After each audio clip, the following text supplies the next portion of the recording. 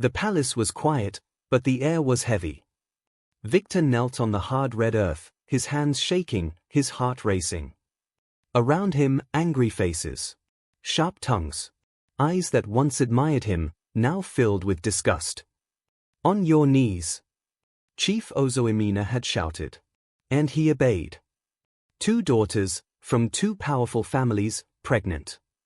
And they said he was the father.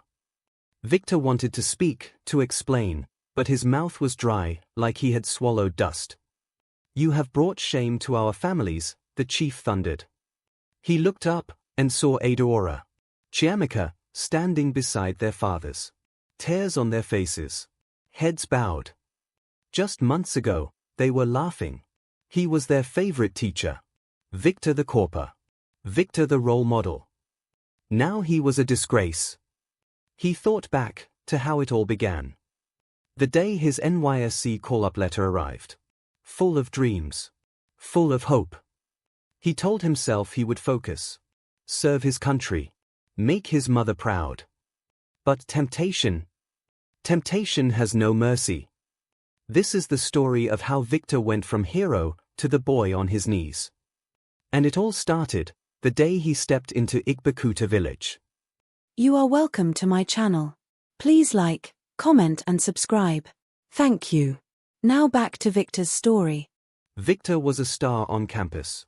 Not because he tried, but because everything about him pulled people in.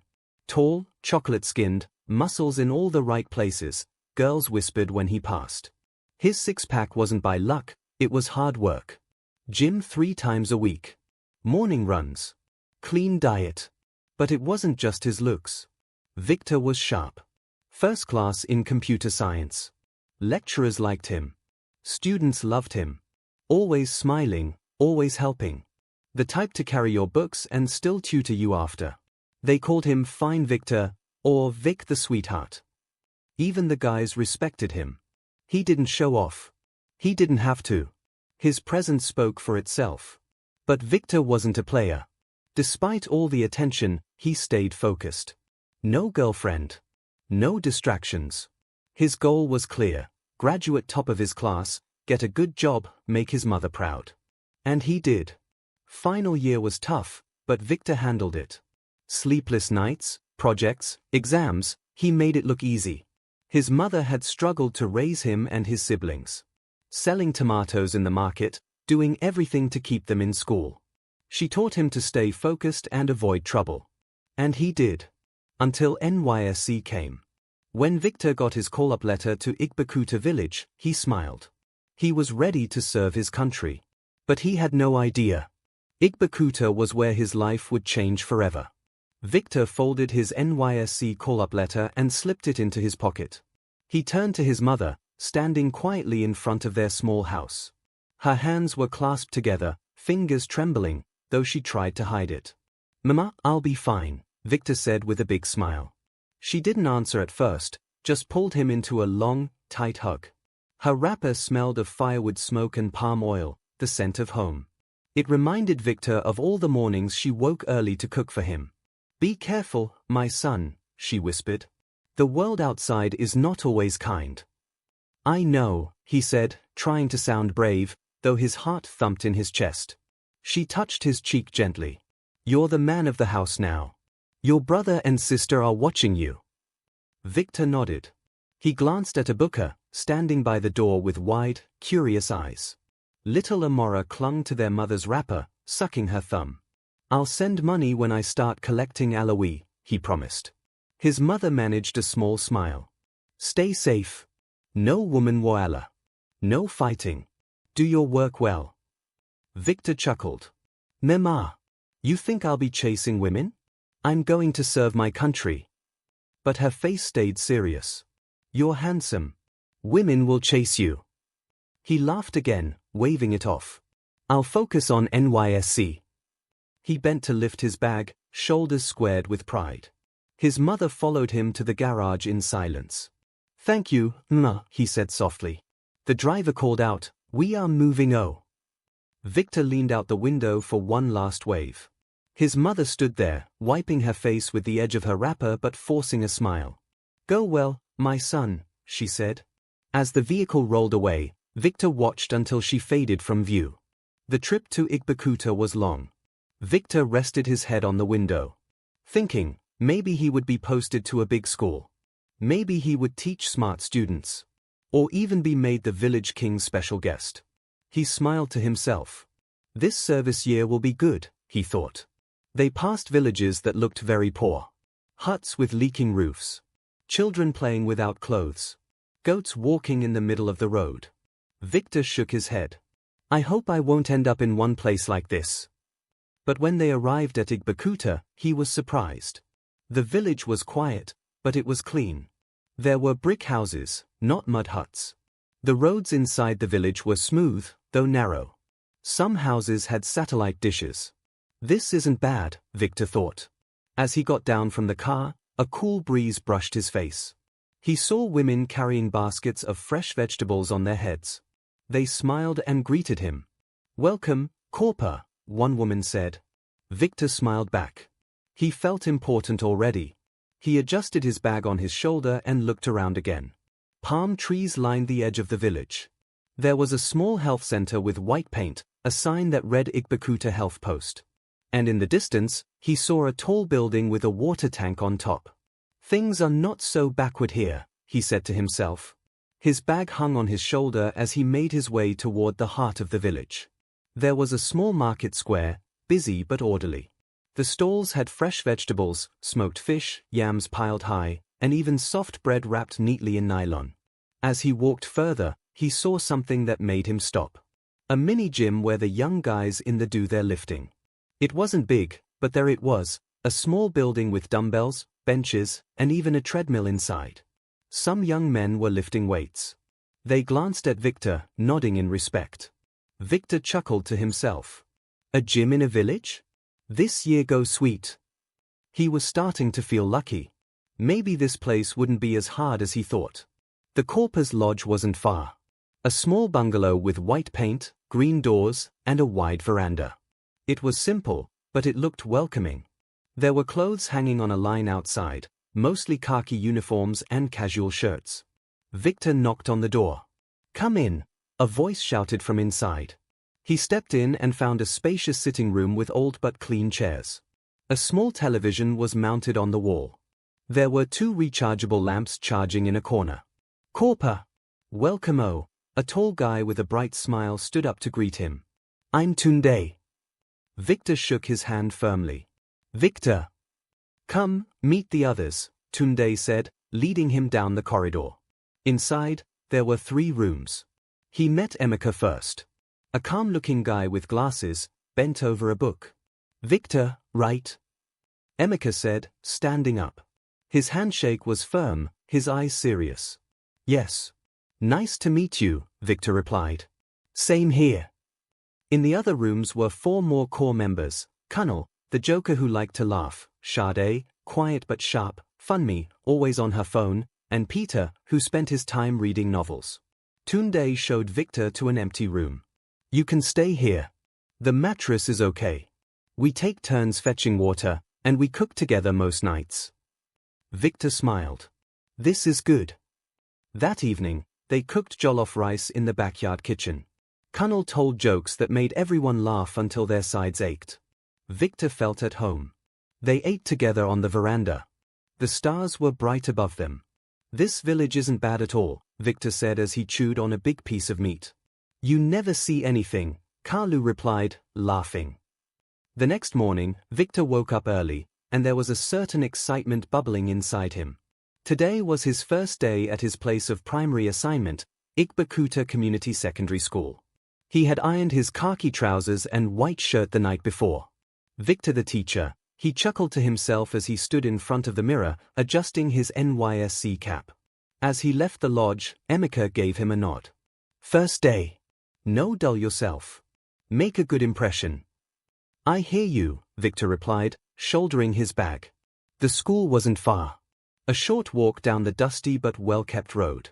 The school gate was wide open, and students in blue and white uniforms hurried in, chattering and laughing.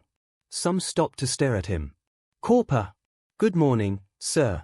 2 boys greeted, grinning widely. Good morning. Victor smiled back. What are your names? I'm Chinedu, sir, the taller one said. And I'm Blessing, the smaller boy giggled. Victor waved and walked in. The school building was better than he expected. Solid blocks, clean compound, and even a water tank in the corner. He found the administrative block and knocked on the principal's office door. Come in, a deep voice answered. Victor stepped in and met Mr. Chika, the school principal. He was going through some files but looked up immediately. You must be our new Corper. Sit down. Victor sat, greeting politely. Good morning, sir. My name is Victor Chukwuma. The principal smiled, leaning back in his chair. Welcome, Victor. NYSC has been sending us good people lately. I hope you will keep up the standard. I will do my best, sir. Mr. Chika nodded. Good. We need teachers, especially in senior classes. What did you study? Computer science, sir. We need a computer teacher in SS1 and SS2. Can you handle that? Yes, sir, Victor replied quickly, even though he felt a bit nervous. Good. You will start today. No time to waste. He picked up a bell from his desk and rang it lightly. A woman in a pink lace blouse came in. This is Mrs. Johnson, the vice principal. She will take you around. Outside, Mrs. Johnson walked with Victor toward the staff room. You are lucky, Mr. Victor.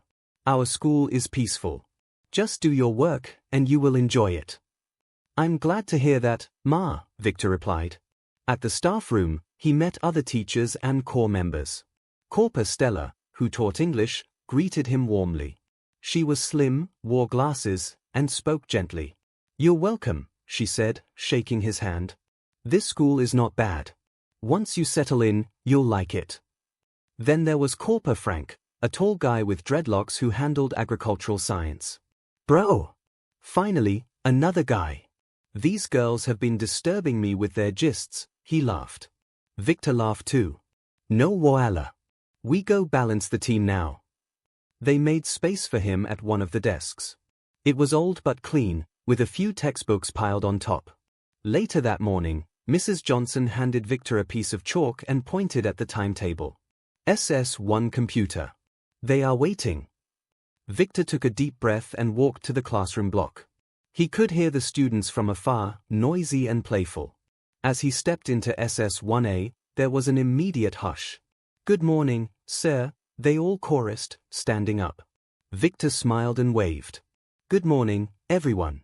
Sit down. They sat, eyes glued to him. My name is Corper Victor Chukwuma, he began, writing his name on the blackboard. I am your new computer studies teacher.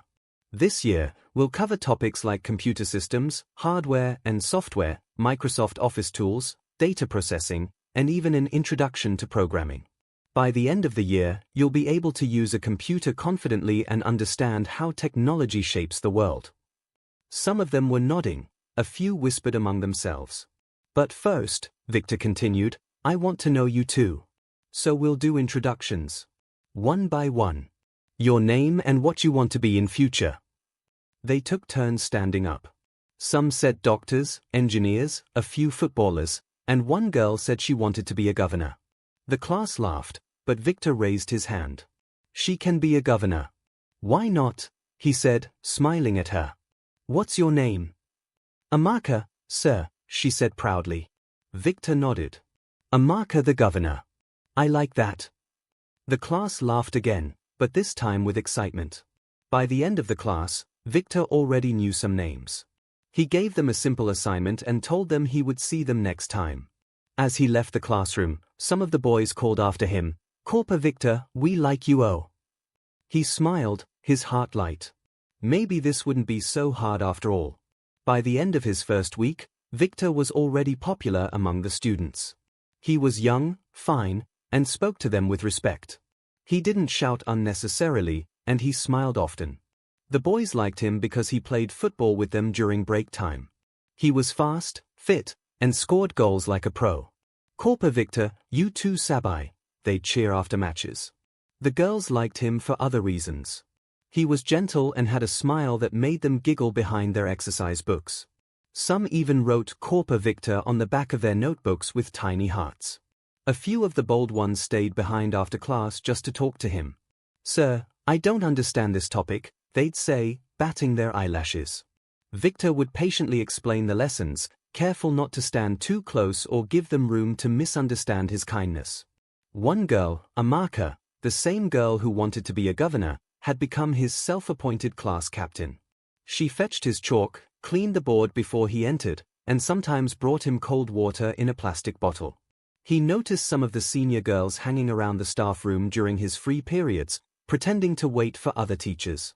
"Corper Victor, we like your English," one whispered one day, giggling with her friend.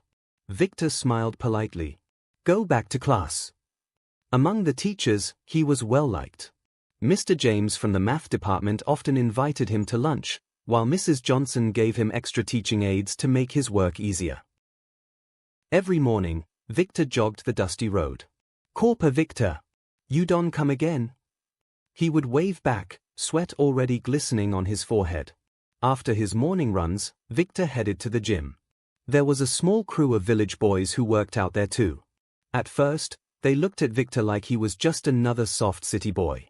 But when he picked up the makeshift weights and started repping heavy, they gave him nods of respect. By his third visit, they were calling him Vic. "Corper, no be small thing oh.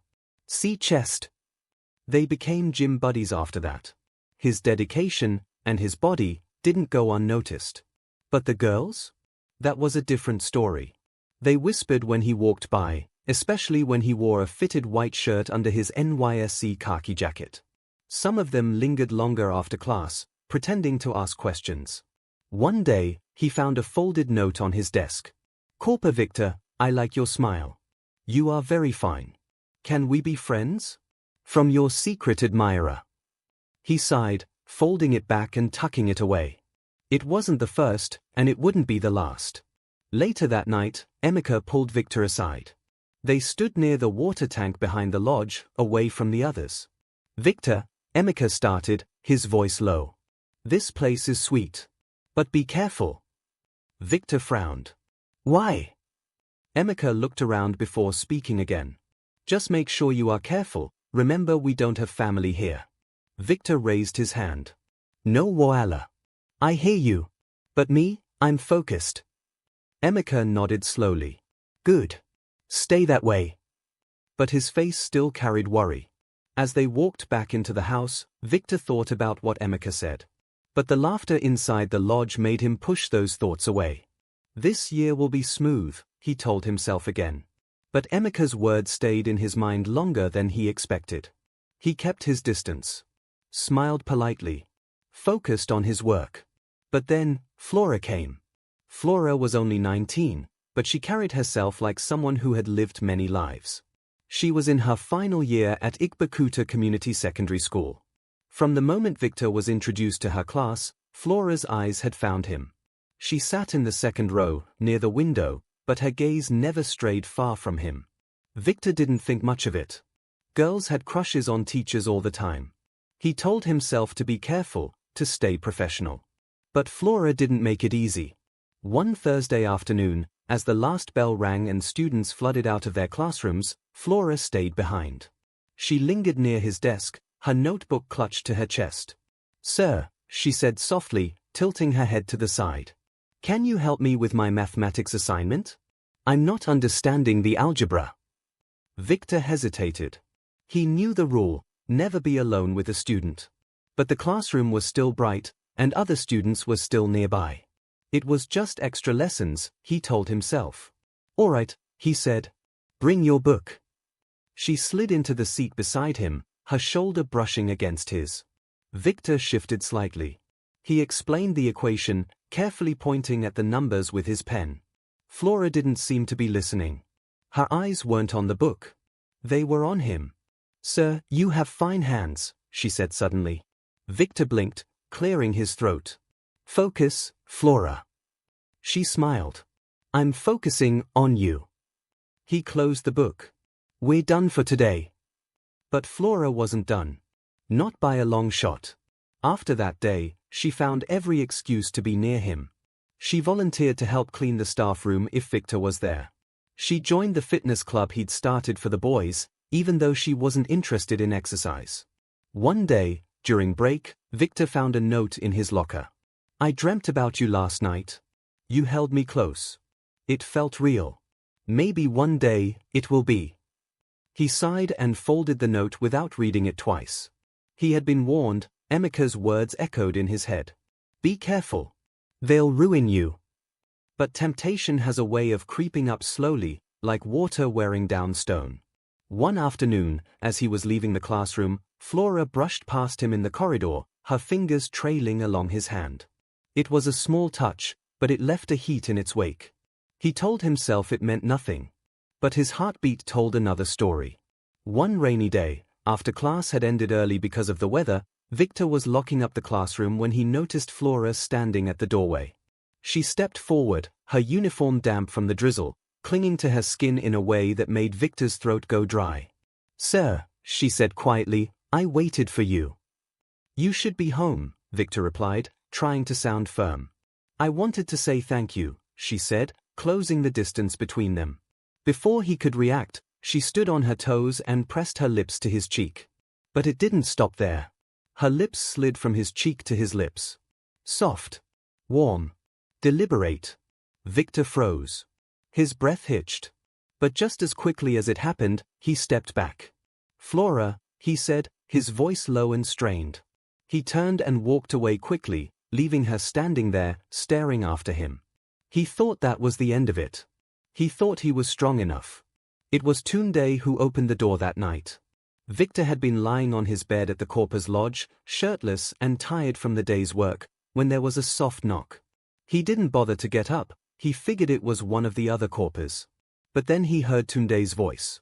"Victor! Visitor for you." Victor frowned. "Who?" Tunde chuckled.